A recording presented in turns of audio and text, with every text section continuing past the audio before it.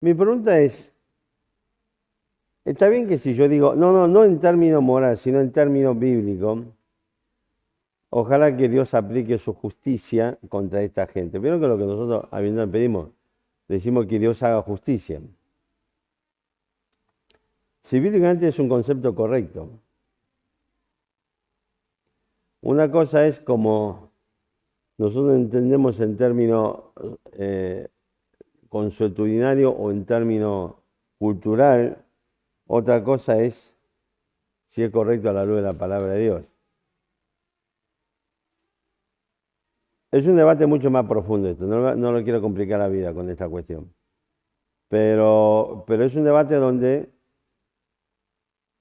para llegar a una conclusión correcta, debemos entender algunas verdades respecto de la relación de Dios y la creación y la relación de Dios con su propia naturaleza. Entonces el tema es pero bueno, siempre, no, pero lo interesante es que la hermana me trae un versículo y dice, pastor, pero acá dice tal cosa. Sí, o sea, uno tiene que primero entender dentro del mismo contexto qué quiso decir, en este caso un pasaje del Evangelio, y también hay otras nociones o términos que aparece en la Biblia. Y a veces genera confusión porque, bueno, porque alguien dijo una girada, porque no lo estudió bien o lo que sea, y después nosotros lo repetimos como el loro. Entonces lo que le estaba diciendo, que en el pasaje aparece otros términos, que porque uno, por las razones que sea, simplemente lo usa como un sinónimo de, y la realidad es que un estudio de las Escrituras nos dice que es todo lo contrario. El pasaje pone hablaba del reino de los cielos. La verdad que el reino de los cielos no está hablando del cielo.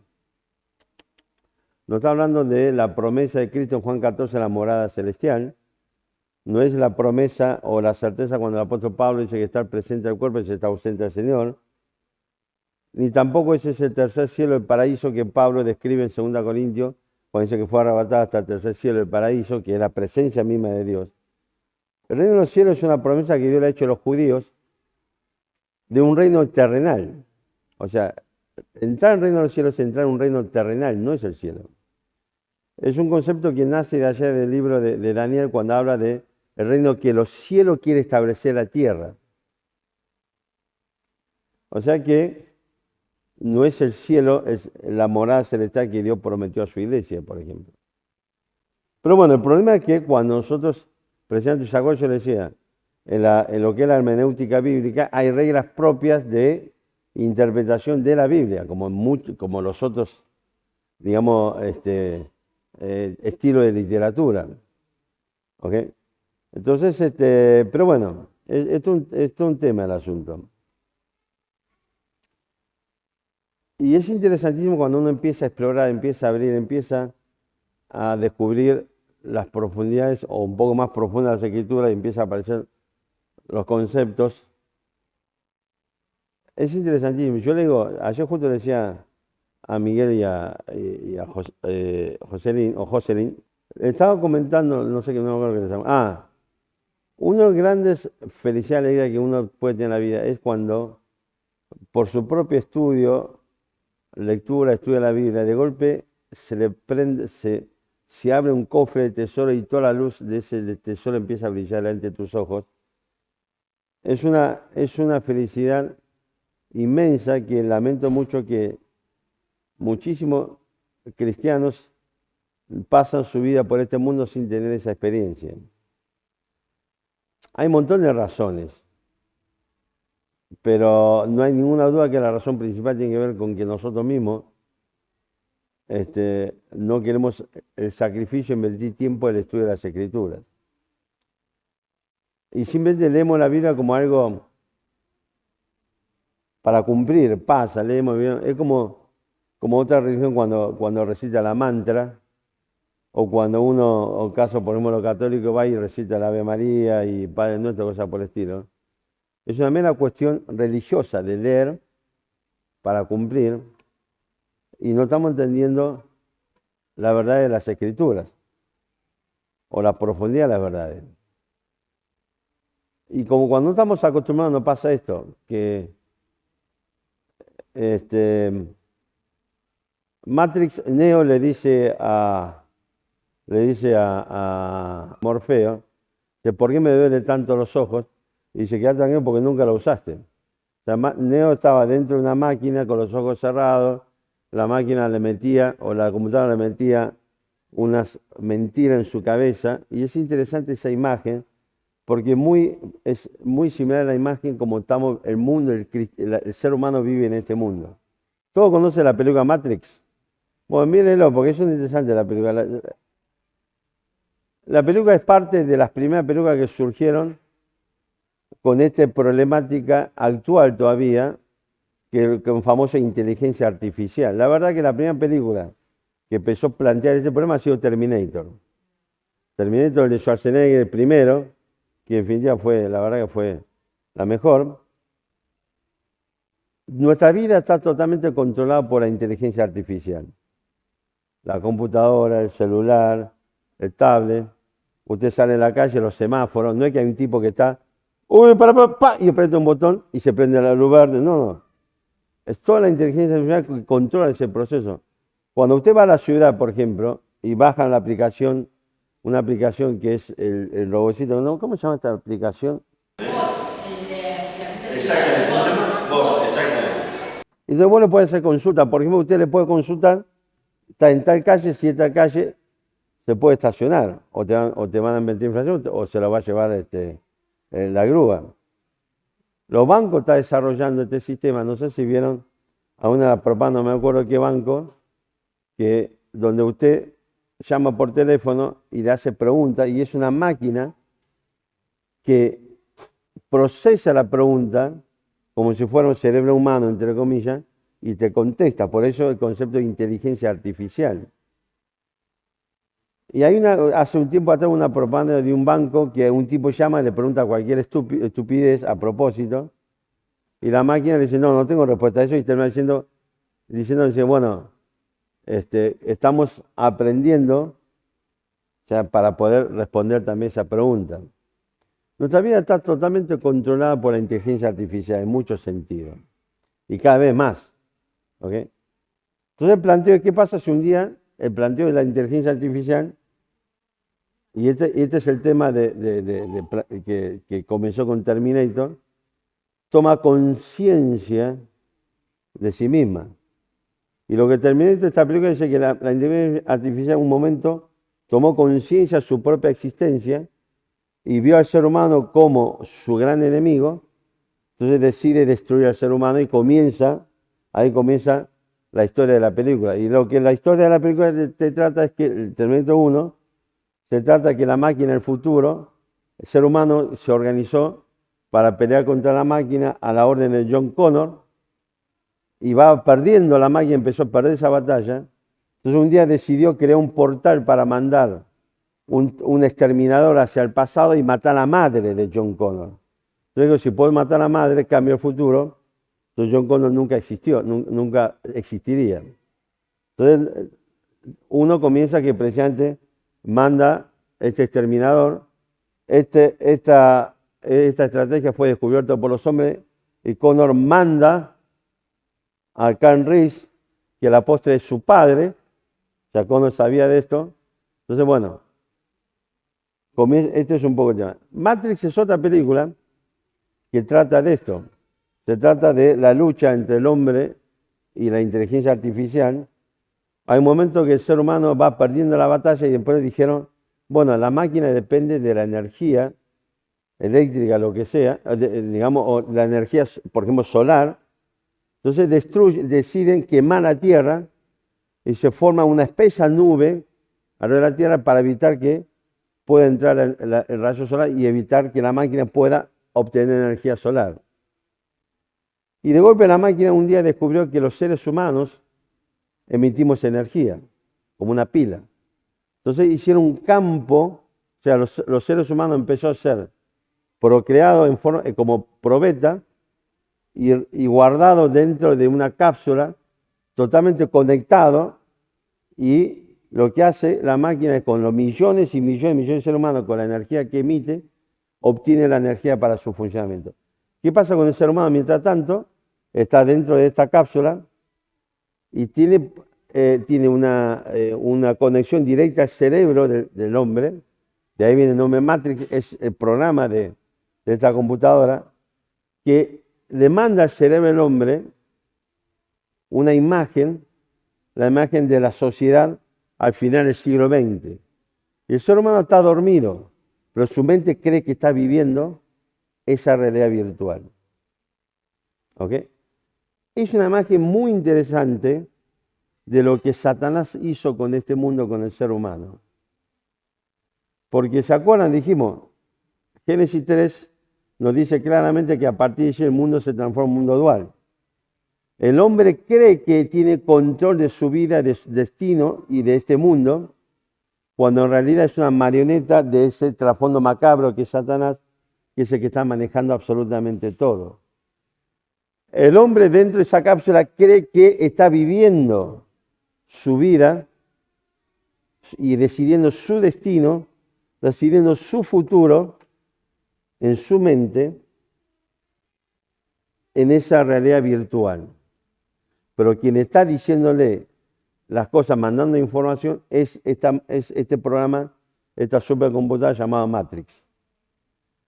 Nosotros creemos, como decía el versículo, ¿se acuerdan? La mujer vio que el árbol era agradable, ella era codiciada para que alcanzara sabiduría. Nosotros creemos que sin Dios llegamos a ser tan sabios que podemos alcanzar un nivel de crecimiento y desarrollo impresionante sin necesidad de Dios.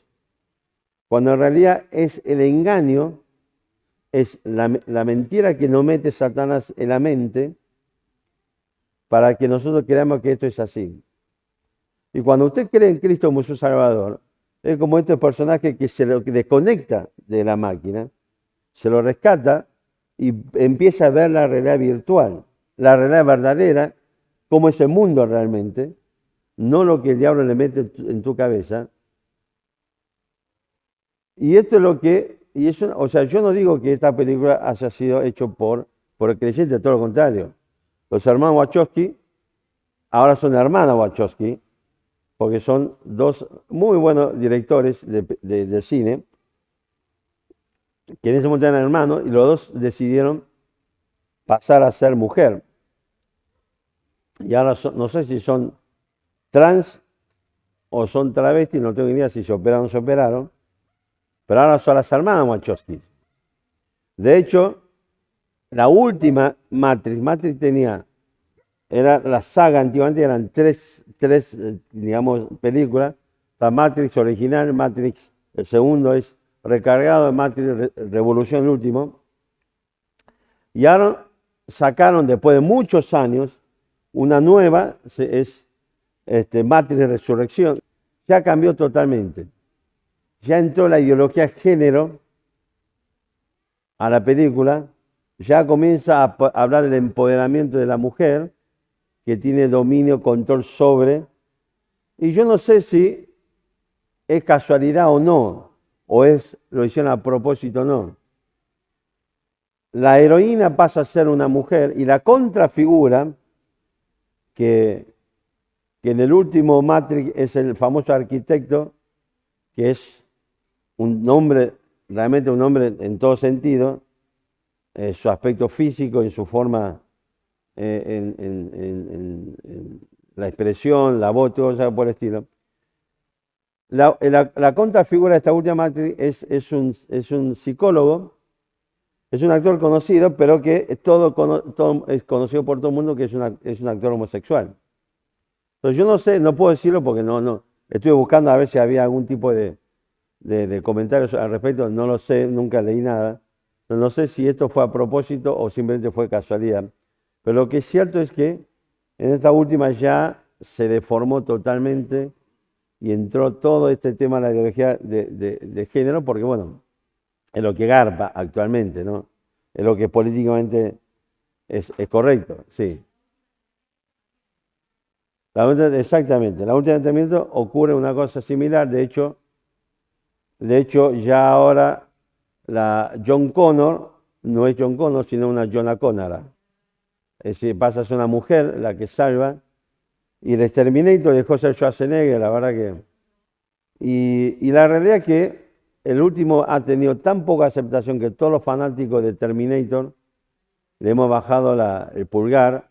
O sea, la crítica ha sido realmente devastadora respecto de este último Terminator. Lo mismo que pasó con el último Matrix y así sucesivamente. Porque la realidad es que la ideología de género es una ficción, una mentira que te quiere imponer por la fuerza. Y no es lo que la gente acepta. Fíjese que a nosotros, a la Argentina, nos está rompiendo la paciencia con el tema del tema de la ideología de género. El Estado lo quiere imponer a toda costa.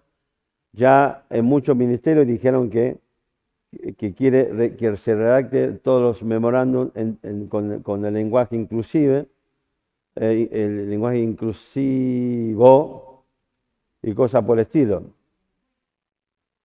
La educación. Ahora, ustedes vieron la última encuesta, está bien, no tenemos la definitiva porque vieron que es una vergüenza. ¿Por qué? Porque dice que supuestamente no se pudo procesar datos, se perdió lo que sea, pero por lo menos los datos provisorios, en la Argentina, la cantidad de población que se declaró no binario es de 0,12%. O sea, el 98,8% de la población dijeron que es hombre o mujer. Es decir que lo que se nos pretende es que el 0,12% nos tenga que imponer al 98,8% de la sociedad, nos tiene que imponer sus mambos y nosotros debemos obedecerlo. Esto forma parte de los problemas que estamos viviendo actualmente. Pero bueno, volviendo a lo nuestro, lo que quiero decir es lo siguiente. La realidad es que a partir de allí, y después vemos algunos versículos que la Biblia habla de esto precisamente,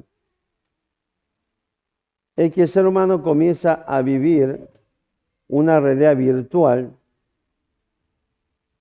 ¿Por qué? Yo le hago esta pregunta. Imagínese un redil de esclavos. Usted imagínese en la antigüedad, están todos los esclavos metidos dentro de una casita, digamos. Hay un esclavo un día que se levanta y dice, yo voy a ser abogado. Y otro esclavo levanta y dice, yo soy médico. Y otro dice, yo voy a ser presidente, lo que quiera. Dígame cuál es la diferencia entre todos ellos. Ninguna. Porque el apóstol sigue siendo esclavo y sigue viviendo dentro de la esclavitud. Esto es lo que Satanás nos quiere engañar diciendo, usted puede ser artífice de su propio destino. Usted tiene que aspirar a ser el presidente de la nación. Pero desde el punto de vista espiritual y lo que tiene que ver con el pecado, seguimos siendo esclavos del pecado. O sea, no lo quiero entrar, pero ya vamos a ver toda esta cuestión.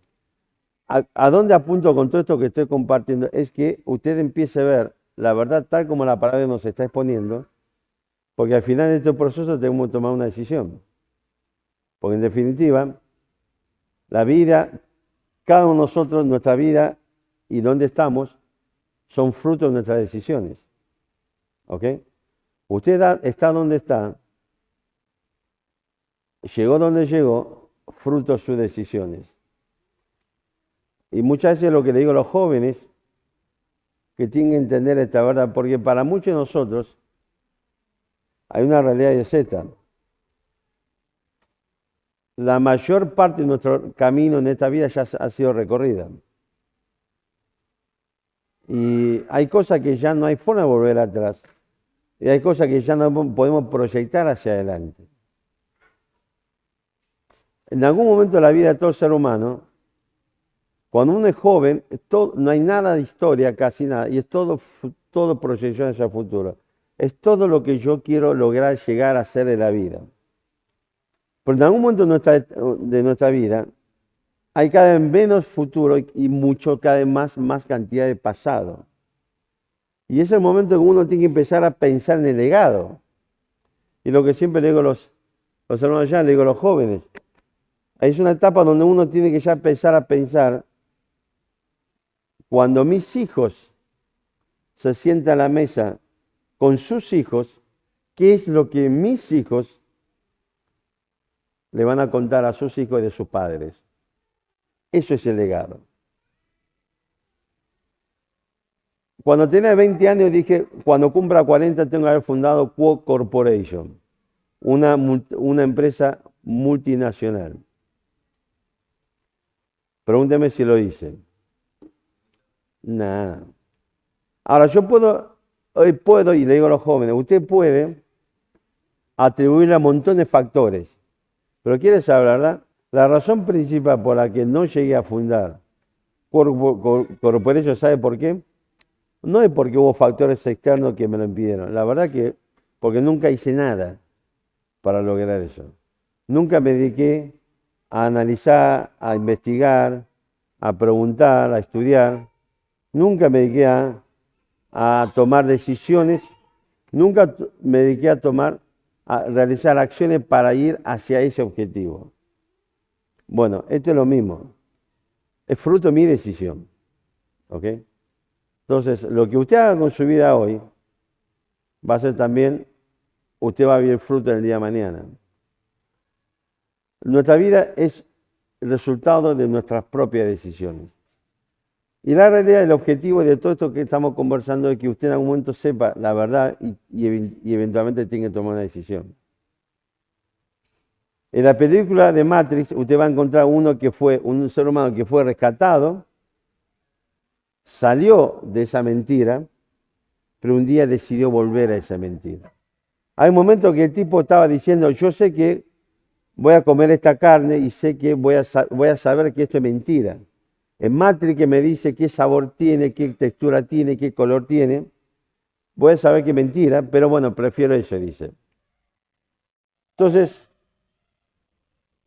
esto es la realidad. Algún momento al final de este proceso usted va a saber cuál es la realidad y la verdad. Usted decidirá seguir en ese mundo de mentira, aunque ya sabe cuál es la consecuencia, o tomar una decisión de salir de ese lugar y evitar esas consecuencias. Y con esto en mente, fíjese un detalle. Ayer le dije una tarea, no sé quién hizo la tarea. Le dije cuál es el otro árbol, otra hoja mencionada por su nombre en el Génesis. ¿Lo buscaron? No, el único que se acercó a hacer para decirme que es esto fue Elías. A ver, contalo, Elías. Hoja de olivo. Exactamente. En el relato del diluvio, la paloma que suelta Noé para ver si sabe si ya el agua bajó y hay tierra seca. Es decir, una de las veces vuelve con unas hojas de olivo. Y cuando lo vuelve a soltar, ya no vuelve más el bicho. Porque quiere decir que ya parte de la tierra estaba seca y el pajarito encontró lugar para reposar su piel. Es verdad, el hoja de olivo es la otra hoja mencionada por su nombre en el libro de Génesis. Estos son detalles, simplemente. A veces lo tiro para que la gente cuando lea preste atención. No tenemos tiempo para hacerlo. Podemos hacerlo, ¿eh? El tema lo vamos a hacer. La tarea de limón. De limón. Sí, ¿qué opinas? ¿Hacemos la tarea de limón? ¿Qué dice? No, la idea es que cada uno consiga un limón y tiene que observar el limón y tiene que escribir 20 características del limón. Bueno, no podemos, hoy es que es viernes. Podemos hacer limón para el lunes próximo o el martes próximo. Tiene 3, 4 días para... Tiene que conseguir un limón y observar el limón, de abajo, de arriba, darle vuelta como quiera, y tiene que poner 20 características del limón. ¿Ok? 20. Sí. Tomar un limón, la premisa, vuelvo. Limón, lo da vuelta, lo mira, lo usa, limón entero y sacar 20 características del limón. No lo puede cortar, no lo puede tomar el jugo, nada por eso. Es observación. ¿Ok? La premisa es muy simple. Tomar un limón lo puede voltear, girar, verlo el ángulo que quiera y sacar 20 características de su limón, no del otro, de su limón. Cosa que cuando usted lo exponga tiene que decir, ¿ves? Mi limón tiene tal característica y mostrarlo. No me digan, no, porque el limón de aquel vi que tenía... No, no, no. Su limón, haga lo que quiera, puede dar la vuelta cuantas veces quiera y de la sola observación sacar 20 características.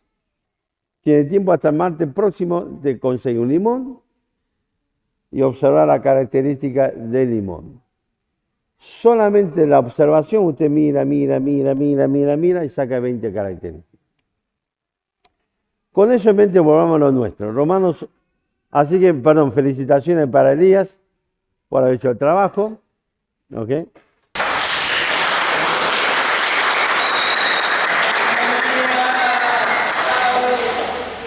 Ok, Romanos 1:18. Dice así la palabra de Dios, porque la ira de Dios se revela desde el cielo contra toda impiedad e injusticia de los hombres que detiene con injusticia la verdad. Fíjese un detalle, ¿no? Pablo está haciendo mención, ¿sí?, del momento que la ira de Dios se encendió contra ¿quiénes? El hombre. No. ¿Por qué me deforma lo que el texto dice? Acá dice que se enciende contra la impiedad y justicia del hombre. Respóndame como corresponde. ¿Por qué? Es importante entender esto. A no ser que yo entienda, más sin entrar tecnicismo, a no ser que yo entienda que, por ejemplo, un óvulo fecundado no es un hombre, entonces le doy la razón a todos los abortistas que es un feto y se puede abortar porque no es un hombre. ¿Se entiende el planteo? Ahora, si yo digo que en el momento de la fecundación del hombre hay vida, hay un ser humano, hay un hombre, por lo tanto, yo no tengo, la madre no tiene derecho a determinar sobre la vida de otro hombre. Por esa razón, el argumento de que la mujer puede decidir sobre su propio cuerpo es un argumento inválido. Vos decidís sobre tu cuerpo lo que no puedes decidir sobre el cuerpo o la vida de otra persona, que es ese óvulo fecundado. Por lo tanto, contra este argumento de que ese óvulo es un ser humano, te desarrolla el otro contraargumento diciendo, no es un hombre, es un feto. No llega a ser un ser humano todavía. Por lo tanto, yo puedo decidir sobre lo que no es un ser humano. Esto es parte del debate y de los argumentos que se va desarrollando. Porque la realidad es esto. Si yo digo que ese óvulo fecundado, porque desde el momento que el óvulo fecundado es un nuevo ser, con características propias diferentes de la madre, porque esto es totalmente cierto, por el momento de la fecundación de ese óvulo pasa a tener 23 pares de cromosomas diferentes a los 23 pares de la madre, todos los seres humanos tenemos 23 pares. Si usted tiene 22, tiene un problema. Si tiene 24, es lo más probable que sea un dinosaurio, pero no importa.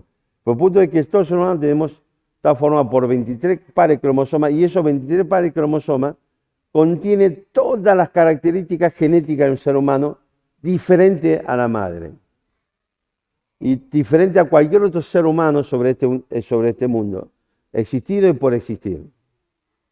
Entonces, lo que estamos diciendo es que científicamente ese óvulo que es fecundado, en el momento que el espermatozoide cantó victoria y entró y fecundó, y se introdujo en ese óvulo y lo fecundó, automáticamente ese huevo cigota se transforma en una nueva vida con 23 pares de cromosomas que contiene todas las características genéticas nuevas, únicas y diferentes.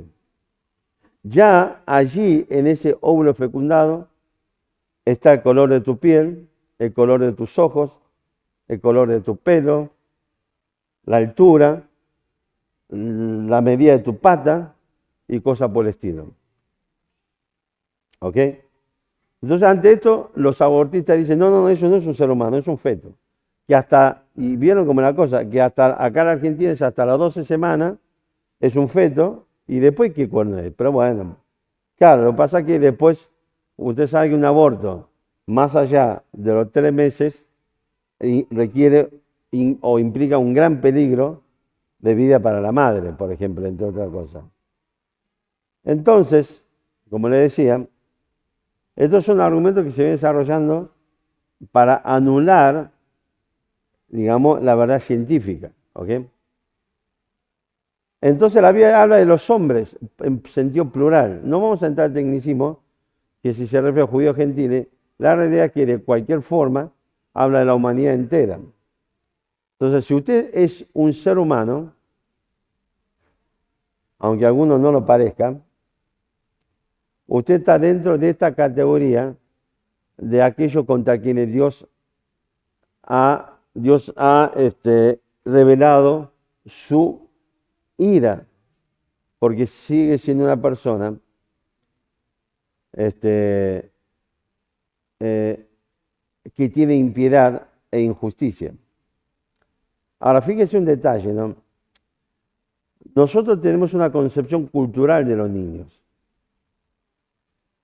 La concepción cultural de los niños es que los niños, ¿qué son? Es símbolo de pureza. Un niño es puro, un niño es inocente, un niño y así piripipi, piripipi. En alguna cultura un niño representa más que eso. Para muchas de las culturas antiguas un niño representa la continuidad de la familia, de la tradición familiar, de la perpetuación del apellido de la familia, porque una niña no lo puede hacer. ¿Por qué? Porque para muchas culturas una niña después va a llevar el apellido del marido, pasa a ser parte de la familia del marido, por lo tanto, no es parte de mi familia ya. En la cultura china, como muchas culturas antiguas, pasaba esto. Hoy por hoy todavía existen estas discusiones, ¿ok? Y de hecho, en la cultura china, por ejemplo, muy particularmente el hijo mayor, cuando se casa, adivine quién va a vivir con su hijo. Los padres de él. Los padres de ella se va a vivir con su hijo. ¿Por qué? Porque ella ya no es parte de la familia de ella, sino es parte de la familia de él. ¿Ok? Y pasa a su padre, digamos, los padres, su suegro pasa a ser su padre. Y su suegro pasa a ser quien tiene derecho y autoridad sobre esta mujer que se ha casado. Esto no ocurría solamente con la cultura china, ocurría con todas las culturas antiguas. ¿Ok? Esta concepción machista ocurría con todo. Es más, mi mamá siempre ponderaba, miren lo que es el tema de la madre, ¿no? De una mujer. Siempre ponderaba a mi papá como que mi padre era un muy buen hijo, porque cuando mi hijo volvía a casa, no la iba a saludar a ella, sino que iba a seguir, metía a la habitación de mi abuela, su mamá, y pasaba como 2 horas conversando con su madre. Y cuando terminaba, salía y iba a saludar y estar con su esposa. Y mi vieja decía que mi papá era un excelente hijo. Yo llegué a hacer eso y mi esposa, ¿sabe qué no? Otra que Lorena Bobby. Los cortes que voy a tener no tienen nombre. Claro, en el tiempo moderno, en concepción en Occidente, es totalmente diferente. Entonces, fíjese cómo es el asunto. Entonces, en alguna cultura, hasta los hijos tienen una preponderancia sobre las mujeres. De hecho, usted sabe que la cultura nuestra, los primos hermanos no son todos los primos. Los primos hermanos son los hijos de los hijos. O sea, yo tengo 2 hermanos, somos 7, tengo 4 hermanas y 2 hermanos. Los hijos de mis hermanos con mis hijos son primos hermanos. Los hijos de mis hermanas, por ejemplo Alejandro, no son primos hermanos con mis hijos. Aunque sea hijo de mi hermana, no son primos hermanos. Son primos, punto. Por el tema de la cercanía. O sea, los hijos son más cercanos que los hijos de las hermanas. Y esto ocurría también con los judíos. Por ejemplo, el primogénito recibía toda la herencia de la familia. De tal forma, por ejemplo, fíjese cómo es el asunto. Los tesoros familiares se heredaban de padres hacia los hijos primogénitos, aunque usted sabe que, perdón, digo, de la cultura antigua china, porque habitualmente lo que se hacía era, papá y mamá viven acá, su casa, tienen sus hijos, algún día sus hijos crecieron, se casaron, y dentro del mismo predio se construyó su casa, estamos todos juntos. O sea, vieron cómo somos como la rata, que el concepto de Ratatouille, ¿vieron este dibujito de Ratatouille? ¿Cómo se llama el protagonista? Remy quiere ser chef, la rata quiere ser chef. Logró finalmente entrar en sociedad con un tipo mediocre que no sabe ni cocinar, ni mucho, tampoco lavar plato, y el tipo se ponía dentro de su gorra no sé cómo se llama gorra, o sea, de chef, y le iba tironeando el pelo para el tipo, según cómo tironeaba, movía un brazo, el otro, y tenía que condimentar, el tipo levantaba un condimento, lo ponía acá para que la rata huela, y le decía sí, no, y la rata le iba tirando la cabeza, y el tipo iba, digamos, tirando el condimento, iba esparciendo según la rata le tiraba el pelo, para ver la cantidad. A un momento la rata logró volver a su casa, con su nidada de rata, y se encuentra con su padre, y el tipo dice, no, vine para saludar y me voy a ir. El padre dice, ¿cómo? Dice, no, que no, voy a ir. Entonces la rata le dice, los pájaros abandonan el nido. La rata no abandona el nido, agrandamos el nido. Pero bueno, en las culturas antiguas era así. Los hijos seguían con su padre agrandando ese nido. Y dentro de esa cultura, no importa cuál hermano, en la generación próxima, el primogénito se lleva toda la herencia. De hecho, en la generación de mis hijos, mis sobrinos, el primogénito es Dani. De mis hermanos, entre los hermanos, el primer varón es Dani. Yo recuerdo cuando nació Dani, estábamos en el hospital, estaba mi tío, mi hermano, todo, y en un momento viene mi tío y le dice a mi hermano, le da una palmita como diciendo, bueno, te quitaron la primogenitura, es un poco la idea. Porque ya la generación próxima, la herencia, el tesoro familiar iba para Dani, por ejemplo.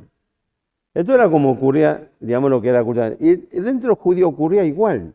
Por esa razón, usted fíjese, el conflicto por la primogenitura que aparece en el Antiguo Testamento, con Jacob y Saúl, que desprecia la primogenitura, se lo vende a Jacob por un guisito. ¿Ok? Y ese es el concepto cuando la Biblia habla de que Cristo es el primogénito de la creación en Colosenses. Los testigos de Jehová usa eso para decir, primogénito que es el mayor, es el primero de la creación. No, no, no. Ahí está hablando del concepto cultural de lo que es un primogénito. No está diciendo, eso es un problema de qué cosa, de ignorancia en el estudio de las Escrituras. No está diciendo que Cristo es el primer ser creado, porque vieron que los testigos de Jehová, esta secta dice que Cristo no es Dios, sino que es la primera creación de Dios. ¿Ok? Y entonces usa ese versículo para decir que es primogénito, que dice que es el primero, que es el primer ser criado, porque dice primogénito de la creación. Son tan bestias que no entienden que ahí está hablando en el concepto cultural de lo que es un primogénito. Si usted después lea, van a ver, esto está en el libro de Colosenses capítulo 1, porque después más abajo Pablo dice que es el primogénito entre los muertos. Si primogénito de la creación, lógicamente hablando, es el primer ser creado, quiere decir que primogénito entre los muertos es el primer ser que se murió. Si yo interpreto una cosa de una forma, dentro del mismo texto tengo que interpretarla igual. Entonces yo le digo, pero ¿vos me podés mostrar que Cristo es el primer ser que se murió? No, porque sabemos que el primero que se murió fue Abel. ¿Se entiende? Esto pasa porque no entiende, no interpreta correctamente las Escrituras, no conoce las reglas de interpretación de herméneutica, los principios, y pasa estas cosas. Ahora fíjese, volviendo a Romanos capítulo 1, ¿sí? Y entienda bien esto. Dios habla que la ira de Dios se enciende del cielo contra toda impiedad y justicia de los hombres. ¿Ok? Es una condición que todos los seres humanos adquirimos del momento que llegamos a ser humanos. ¿Y cuándo ocurrió este hecho? Que el ser humano se rebeló contra Dios, que decidió rechazar a Dios, rebelarse contra Dios y contra su palabra. Por eso le dije, relaciónelo, fíjese Génesis 3. Indudablemente está hablando del momento que Adán tomó una decisión de rebelarse contra Dios y contra su palabra. Y esta decisión de Adán es una decisión que afectó toda la raza humana. ¿Ok? De tal manera que en Romanos 5:12 Pablo nos dice que todos hemos muerto, todos morimos porque todos hemos pecado. Y voy a decir, un niño cuando pecó, y Pablo te va a decir, porque todos pecamos en Adán. Por esa razón, el rey David nos va a decir que, dice, en pecado fui concebido. ¿Ok? Es decir, en el momento de la concepción, David nos habla de nuestra condición ya de pecador. Por eso creemos que el ser humano es pecador por nacimiento y por hecho. ¿Ok? Ya todos los seres humanos nacemos pecadores. Quiero que entienda algo. No es que mientras tanto estaba en la panza de la madre no era pecado, el momento que se alumbró era pecador. Y esto es nuestra declaración de fe. Todos queremos lo mismo, sea el pastor Ramiro, su familia, sea mi iglesia, mi familia, sea el pastor Matías, sea el pastor Cervantes. Todos queremos lo mismo. ¿Ok? El hombre es pecador por nacimiento. Por esa razón pecamos. Nosotros no pecamos, no somos pecadores porque un día decidimos pecar y nos transformamos en pecadores. Nosotros pecamos porque somos pecadores, porque es nuestra naturaleza. Entonces, un niño, yo una vez hice esto, para que entiendan, un día pedí a la iglesia que traigan todos los niños, chiquititos, en brazos, lo que sea, que se pare el frente. No importa, tenía 6 años, 3 años, 2 años, o está en brazos de la madre. Creo que no tenemos ninguna mujer embarazada ese día, ¿no? No, creo que no. Entonces le dije, ¿qué ven?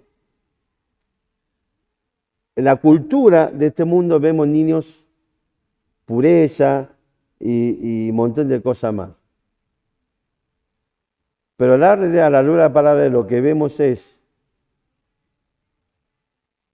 una bola de corrupción, porque somos pecadores, que espera el momento de poder desarrollar la plenitud, exteriorizar plenamente esa corrupción. Y a veces los cristianos no entendemos que nuestros hijos, al igual que nosotros, nacieron en pecado y necesitan de Cristo al igual que cualquier otro ser humano. Y a veces nosotros los seres humanos los cristianos, creamos una ficción, una mentira, y decimos, sin base ni científica y sin base en las Escrituras, decimos que un niño hasta tal edad, si se muere, se va al cielo. ¿Qué parte de la Biblia dice eso? En la época colonial, acá en Argentina, y por supuesto en toda la colonia hispanoamericana, se creía que un niño cuando se muere se convertía en un ángel. Y cuando una familia tiene un niño y se moría, había una fiesta. Esto es literal. Festejaba porque tu hijo se transformó en un ángel. Los padres llorando desconsoladamente, pero había que festejar, porque se transformó en un ángel. Ahora, ¿qué diferencia hay entre esa idea antibíblica, que la idea antibíblica de que un niño hasta cierta edad no necesita a Cristo, se muere, se va al cielo? ¿Qué base de la Biblia hay eso? No hay ninguna. Es construcción humana, totalmente herética y nefasta a las Escrituras, porque la Biblia no habla de estas cosas. Todo lo contrario. Se nos dice Génesis 3, que a partir de Génesis 3:6, el mundo se transforma en un mundo dual. Un mundo de personas que está dispuesto a creer en Cristo y sujetarse, ¿sí?, otra vez a la justicia de Dios, y el otro mundo la persona que rechaza esa verdad, y ahora vamos a que interesante lo que dice Romanos, y decide crear un mundo sin Dios, aunque no sabe que el mundo sin Dios simplemente es, hermanos, una marioneta que está siendo dirigido por Satanás. Y encontramos algo, Génesis 3 comienza en la acción, en el momento que el ser humano decide pecar contra Dios y rechazar a Dios, rebelarse contra Dios y su palabra. Pero a partir de allí, yo ayer le comenté algo. Génesis 4 comienza a describir Caín, toda la ascendencia de Caín, una sociedad sin Dios. Pero frente a eso está la ascendencia de Abel y Sed, porque cuando llega al capítulo 6 se juntan. ¿Por qué los descendientes de, entre comillas, supuestamente creyentes, se juntaron con la otra línea? ¿Por qué? Porque aunque usted, yo, como pasó con Caín, con Abel, dice, es descendiente de la mujer, por cuya línea va a llegar el Señor Jesucristo, y que va a arreglar todo ese entuerto que causó el pecado, aunque sea esa línea, también ya nacemos corrompidos por causa del pecado. Por eso también ellos van a amar el pecado y va a ver con buenos ojos el pecado. Y en Génesis 6 se produce esta unión, de manera que dice la Biblia que toda la tierra se corrompió. En otras palabras, el pecado destruye y corrompe. Y todo lo que deviene del pecado destruye y corrompe. Ahora fíjese, volvamos a Romanos capítulo 1, versículo 18.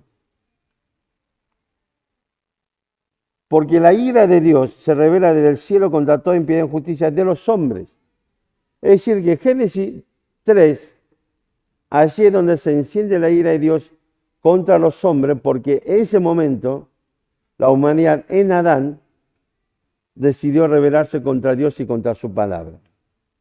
Pero una vez que se rebeló contra Dios y contra su palabra, el ser humano comienza un proceso inevitable de profundización de la corrupción.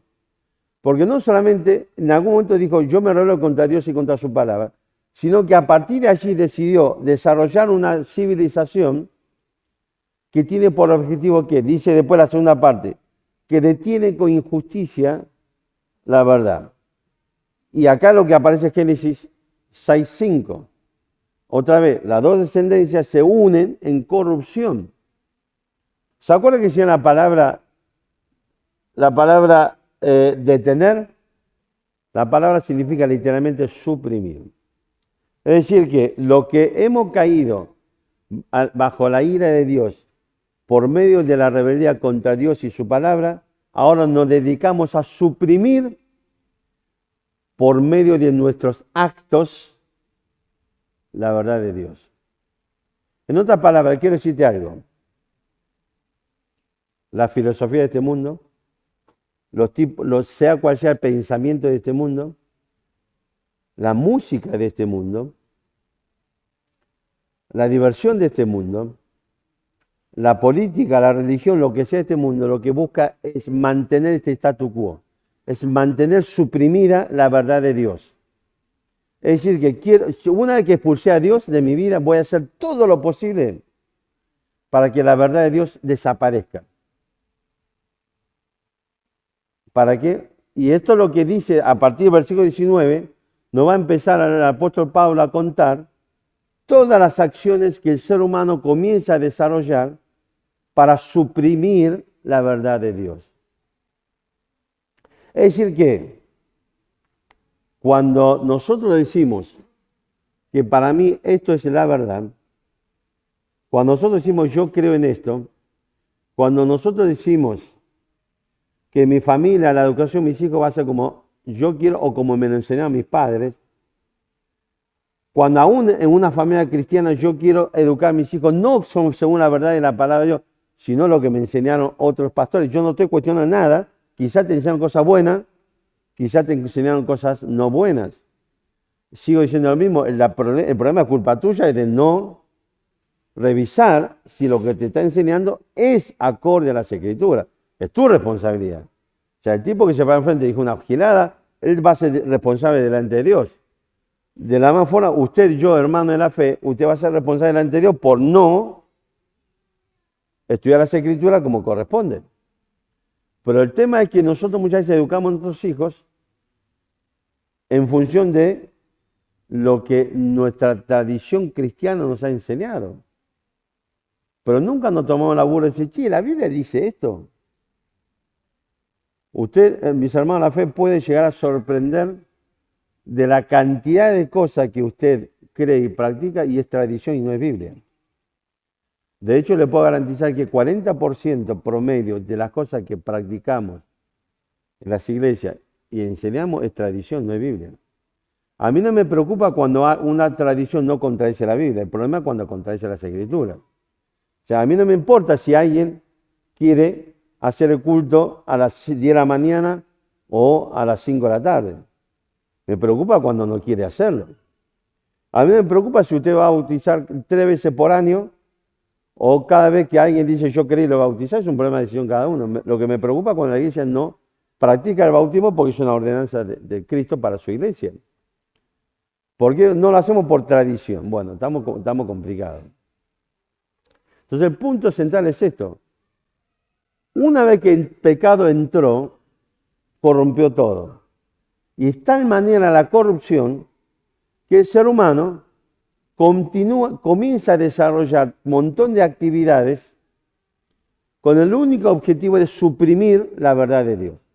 Para que la verdad de Dios no pueda brillar delante de sus ojos y la verdad de Dios no pueda llegar a su corazón. No puede ser conocido por usted. De hecho, 2 Corintios capítulo 4, versículo 4, el apóstol Pablo nos va a revelar una actividad que el diablo hace también para suprimir el Evangelio. Busque 2 Corintios 4. 4:4 dice así, en los cuales el Dios de este siglo, está hablando Satanás, cegó el entendimiento de los incrédulos para que no les resplandezca la luz del Evangelio de la gloria de Dios, el cual es la imagen de Dios. Fíjese un detalle. Se nos dice que la actividad que desarrolla el Dios de este siglo, el Satanás, es cegar nuestro entendimiento para que no nos resplandezca la luz del Evangelio. En otro pasaje se dice que el diablo colocó un velo delante de nuestros ojos para que no veamos la luz del Evangelio. Es decir que, fíjese que la actividad que Satanás, una vez que logró que Adán decidiese pecar contra Dios, él sigue desarrollando una actividad y es lo que hace que los hombres hagan, es que comience a desarrollar actividades o actos que es para suprimir la verdad de Dios, para que la verdad de Dios no pueda llegar al hombre otra vez. ¿Por qué? Porque lo único que te va a rescatar del pecado, de la condenación del pecado, es la verdad de Dios. ¿Ok? Sin la verdad de Dios, estamos dentro de un mundo totalmente oscuro y vivimos de pecado en pecado. Entonces fíjese que Pablo nos dice claramente la palabra de Dios, que en algún momento, capítulo 1, versículo 18, en algún momento Dios, digamos, encendió su ira contra los hombres, porque el ser humano decidió con su acto, con su decisión, rebelarse contra Dios y su palabra. Pero después, ¿se acuerdan? Le dije, a partir de Génesis 3, el ser humano decide crear una nueva justicia, independientemente de la justicia de Dios. La justicia tiene que ver con los valores que nosotros desarrollamos. ¿Se acuerdan? Yo le di el ejemplo del Código Penal. El Código Penal nuestro está estructurado en base a los valores que la sociedad considera más importantes que otros. Entonces, la sociedad dice que el valor más importante es la vida. Entonces, lo primero que el Código Penal, en la parte especial, la segunda parte, legisla. Y después, y fíjese, tal es así, que después del 83, una vez que recuperamos la democracia,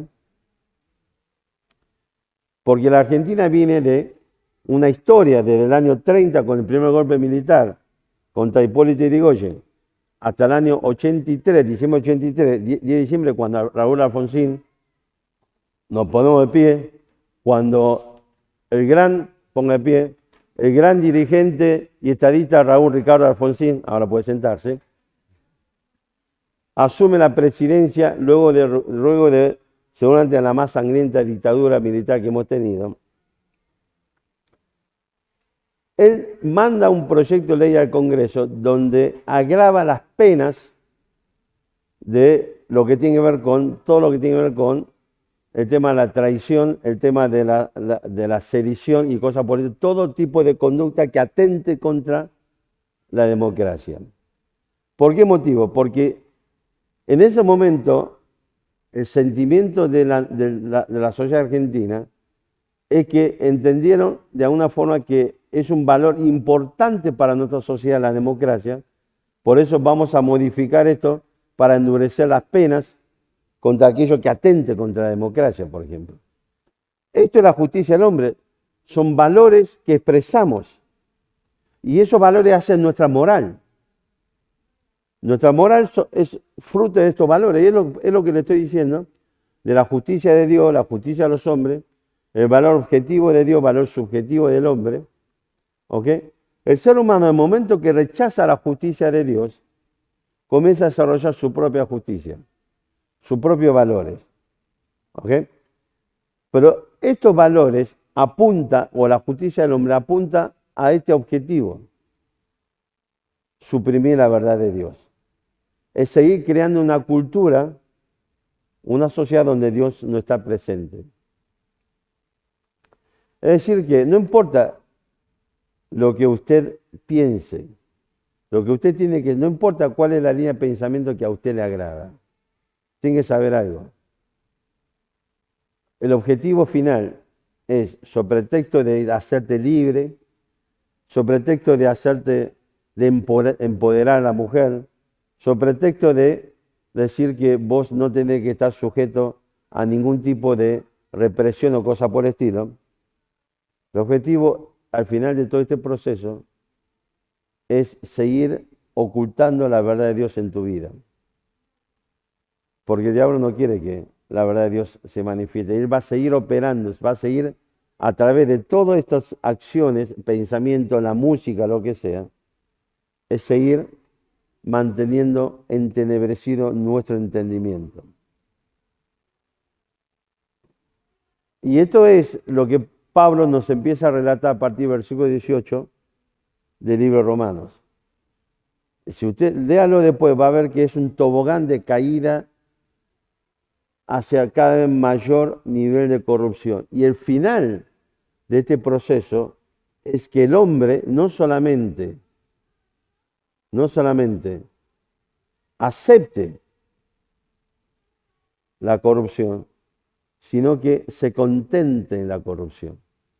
La corrupción del pecado tiene por objetivo que en algún momento vos, yo, no solamente digamos, bueno, ya está, déjalo que haga lo que quiera, sino que llega a un punto donde digamos, está bueno hacer esto, está bueno el pecado.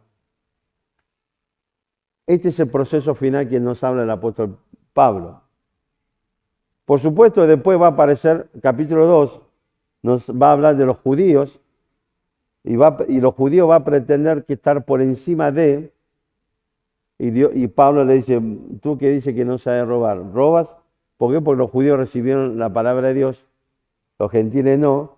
Igual el apóstol Pablo nos va a decir que la ley de Dios ha sido escrito en la conciencia de todo ser humano, es decir que ese niño, ese óvulo que fue formado, o sea, que fue fecundado, en ese momento se transforma un óvulo que contiene, una célula que contiene 23 pares de cromosomas, los 23 pares de cromosomas contiene la totalidad de la información genética de ese nuevo ser, pero a su vez ese nuevo ser tiene inscrito en su corazón, según la unión del mundo espiritual y el mundo material. Ese ser material tiene a su vez una verdad espiritual en donde está inscrito toda la ley de Dios, la justicia de Dios. Por esa razón, ese niño, ese ser, va a crecer y va a vivir rechazando la ley de Dios, que él ya conoce porque está inscrito en su conciencia, de lo que Pablo, la palabra nos enseña en el libro de Romanos. Por esa razón, ese nuevo ser es totalmente culpable de la justicia de Dios, porque conoce la ley de Dios y decide rebelarse contra la ley de Dios. ¿Por qué? Porque esto es la consecuencia del pecado. El pecado nunca hace algo bueno. El pecado siempre corrompe.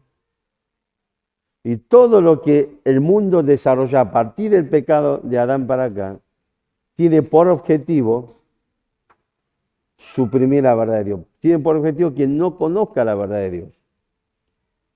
De manera que la luz del Evangelio no puede resplandecer, no lo pueda ver, tu mente sigue entendiendo para que no creas en la verdad del Evangelio. Le voy a contar brevemente una historia a raíz de este tema del tema de los niños. Usted sabe que, o dos cosas, usted sabe que un niño, cuando nace, la primera voz que reconoce, ya está capacitado para reconocer a la voz de la madre. ¿Por qué cree que reconoce a la voz de la madre? Porque es lo que durante 9 meses estuvo escuchando. Y le voy a contar una historia. Lamento que con David no pude repetir esta historia. Cuando nació Dani, había un obstetra, un vado, que eran macanuísimos, de dos tipos jóvenes, uno era colombiano, eran macanuísimos los tipos. La partera también, es más, esa noche fuimos, ya David, Silvia empezó con los trabajos del parto, y bueno, fuimos al hospital. El tema era que no tenía la dilatación que correspondía, así que había que esperar. Pero en un momento le hace, no sé qué estudio, se dieron cuenta que Dani había hecho caca. Vieron que ese famoso que se llama mecona, ¿cómo se llama eso?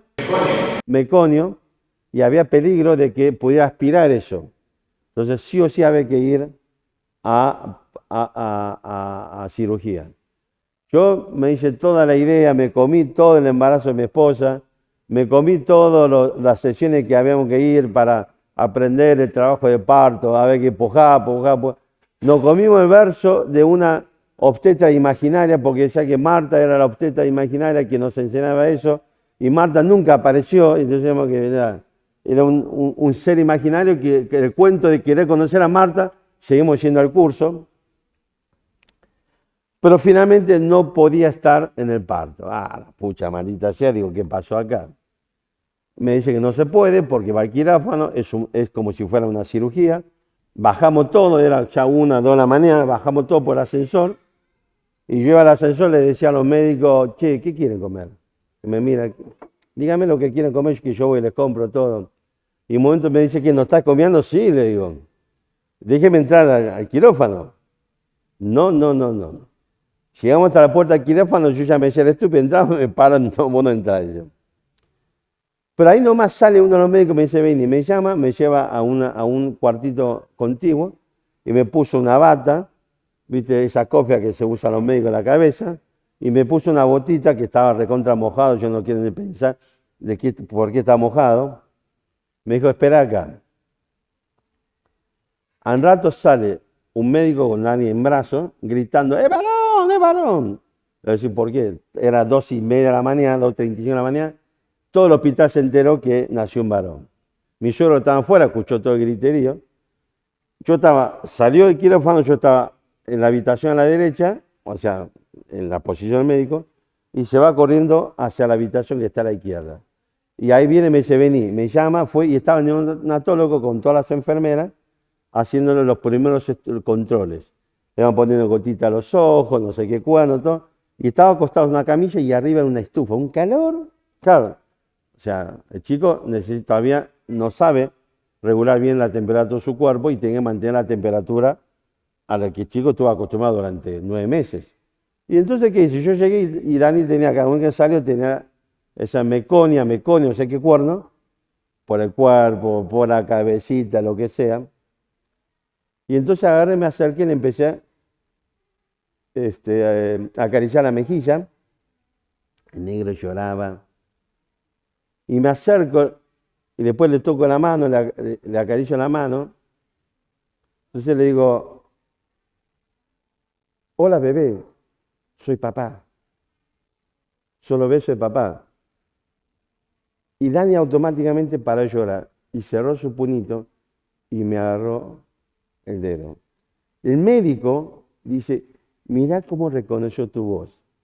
¿Sabe por qué? Porque cuando Silvana está embarazada, toda la noche me tomaba la burra, levantaba el camisón, le daba besito a la panza y le decía, hola Dani, soy papá.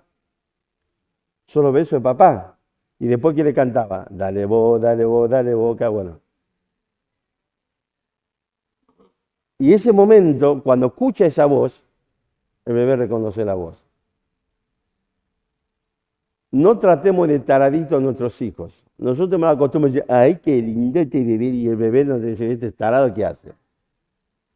Son seres humanos con pleno uso de sus facultades, que necesita desarrollarse, por supuesto, y son chicos que entienden. Cuando usted le habla, un chico antes de cumplir 1 año, ese chico sabe cuando hizo algo malo. Sabe cuando, por ahí no sabe por qué motivo, pero sabe cuando desobedeció a papá y mamá. Ese niño entiende, no lo tratemos como tarado. Y ese niño necesita ya que usted le comparta del Evangelio, que usted le comparte de Cristo, que usted le cante canciones que hable de Cristo, porque ese niño a una edad muy temprana va a tener total conciencia de lo que es bueno y lo que es malo, y lamentablemente se va a inclinar hacia lo malo porque está en su naturaleza, al igual que usted, al igual que yo. Porque no hay otra forma que usted pueda llegar, ese niño pueda lograr la salvación con cualquier ser humano. Después vamos a ver Juan que nos relata una cosa muy interesante, capítulo 3, que si no es por medio de Cristo, es solamente por Él que obtenemos salvación y perdón de pecado. Cuando estaba en la facultad, le estaba contando ayer, cuando uno entra en contacto con toda esta corriente de pensamiento, lo primero que pensamos es, mirá qué interesante la verdad que nos está compartiendo, que este tipo me está contando. Pero cuando vamos a las Escrituras encontramos esta verdad de parte de Dios. Todo pensamiento humano tiene por objetivo suprimir la verdad de Dios. Cualquiera sea el pensamiento que vos adquirís, sea de tus amigos, de tus maestros, de tus vecinos, de tus padres, de quien sea, el objetivo es que siga viviendo una vida en rebeldía contra Dios y contra su palabra. No el Evangelio de Cristo que nos dice que la única forma de vencer la rebeldía es por medio de la obediencia a la verdad de Dios. Como Satanás sabe que la obediencia a la verdad de Dios es cuando deponemos nuestra rebeldía, entonces va a suprimir esta verdad para que sigas y permanezcas en rebeldía contra Dios y contra su palabra. Lamento que cuando estaba embarazada de David, yo hubiera querido repetir la misma experiencia, o poder entrar a presenciar el parto, o por lo menos repetir la misma experiencia. Pero ese día nos tocó un obstetra que era mala onda. Silvana tuvo como 20 horas, porque ese es el criterio del hospital. Mientras no haya peligro para el chico y para la madre, espera el parto natural. Estuvo 20 horas o más de 20 horas en el trabajo de parto. Yo le soy honesto, si yo hubiera estado en lugar de ella, o cualquier mujer hace rato, hubiera dicho, no, basta, loco. No me rompa la paciencia, voy a meter un amparo, sacarme el pibe ya. No voy a bancarme tantas horas del trabajo de parto, que lo que implica el trabajo, el cansancio, el dolor y el desgaste físico, psicológico, no, macho, ni por casualidad. Honestamente, ¿cómo diría? Admiro realmente la fuerza de las mujeres en este proceso. Ella tuvo con 20 horas, más de 20 horas de trabajo de parto y ya estaba realmente muy cansada, realmente. Y el médico quería que siga. Hay un momento que viene, imagínense, hace 2 horas, 2 días que estamos en la sala de espera, en el salón de espera. Viene el médico, viene con una mala onda, me dice, tu esposa no ayuda en nada, no respira, porque vieron que te dice que cuando empezás a sentir contracción, dejate romper los quinotes, después de 20 horas estás, para, medio contracción, para, ¿cómo se respira? A ver, dejate. Tipo, viene una mano de tu esposa, no ayuda en nada, dice, no respira bien, bueno. ¿Qué te pasa, idiota? Te digo que nos separan porque lo estaba por trompear al tipo. 2 minutos más y lo noqueaba de pine a patada porque el tipo vino una mala onda impresionante. Lamentablemente también fue por cesárea. Esta vez, vieron, ya nos agarramos casi con pida con el médico, no pude entrar, no pude estar, lamento, no he podido repetir la experiencia con David. Incluso después del parto. Después del parto estaba las enfermeras, las nurse, vieron que los chicos después lo llevan, primero antes de llegar a la madre, sobre todo lo pone en el nursería, en la cubetera esa que mete los pibes, y las dos enfermeras me dejaron estar ahí, estuvieron de las 3 de la mañana, estuve ahí charlando como hasta las 5:30, cuando lo llevaron a Dani con la madre. Ahí sí, después que bueno, vi que todo ya estaba, que estaba todo bien, ya después me fui a casa.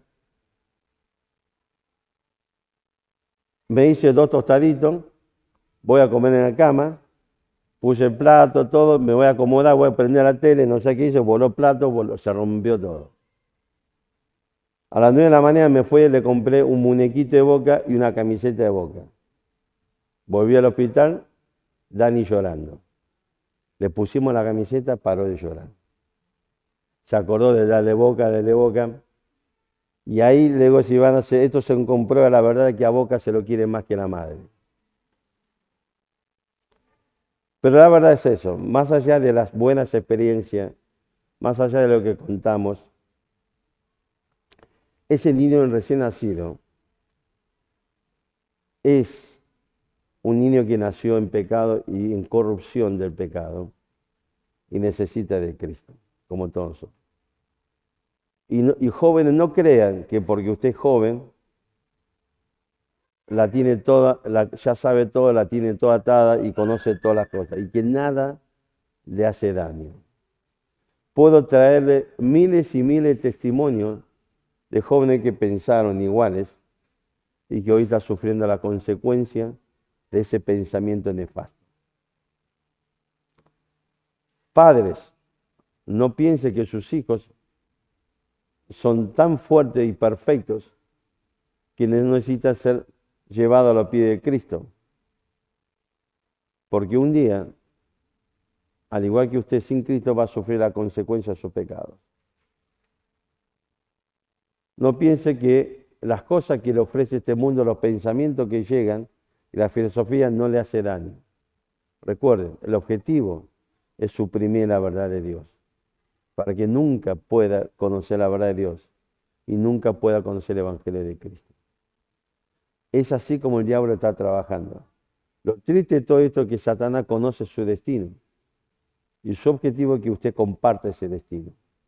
Y él trabaja en ese sentido. Así que, a partir de Génesis 3, el mundo entero entró en un proceso de corrupción. El mundo se transformó en un mundo dual. Adán le entregó el señorío que Dios le entregó a él, a Satanás, y la Biblia nos revela que Satanás pasará a ser el Dios de este siglo, como dice 2 Corintios 4:4. Y 1 Juan capítulo 5 nos va a decir que el mundo entero está bajo la influencia del maligno. tarea para mañana, lea 1 Juan capítulo 2, versículo 15, dice así: no améis al mundo, ni las cosas que están en el mundo. Si alguno ama al mundo, el amor del Padre no está en él. Porque todo lo que hay en el mundo, los deseos de los ojos, los deseos de la carne, los deseos de los ojos y la vanagloria de la vida, no proviene del Padre sino del mundo. Versículos 15 y 16, particularmente 16. Dígame, de todos los versículos que leemos hasta ahora, ¿con qué versículo es idéntico? Lo que leímos en Génesis 3, 1 al 6, lo que leímos de Gálatas, de Génesis 4, lo que mencionamos de Génesis 6, lo que leímos en Romanos 1, 18. Dígame ese versículo 16, ¿con qué versículo o es igual a qué versículo? ¿Se entiende la pregunta? Le puedo decir que la distancia en términos cronológicos de los versículos que hemos leído o con el versículo que es igual, hay una distancia de alrededor entre donde aparece ese versículo y la igualdad de versículos de 1 Juan 2:16, a una distancia de alrededor de entre promedio 1600 años. En ese lapso de 1600 años promedio, ¿sí?, hay una identidad absoluta en la palabra de Dios. ¿Sí? Que 1600 años atrás alguien que vivió en un contexto histórico diferente, en un contexto cultural diferente, en un contexto de vivencia, historia personal diferente, ¿ok?, pero que no va a decir exactamente lo mismo. Fíjese a qué versículo es igual de todo lo que leemos hasta ahora, como tarea, por supuesto. ¿Ok? Y no se olvide conseguir su limón para hacer la tarea de limón. ¿Listo? ¿Ok? Terminamos con una palabra de oración. Elías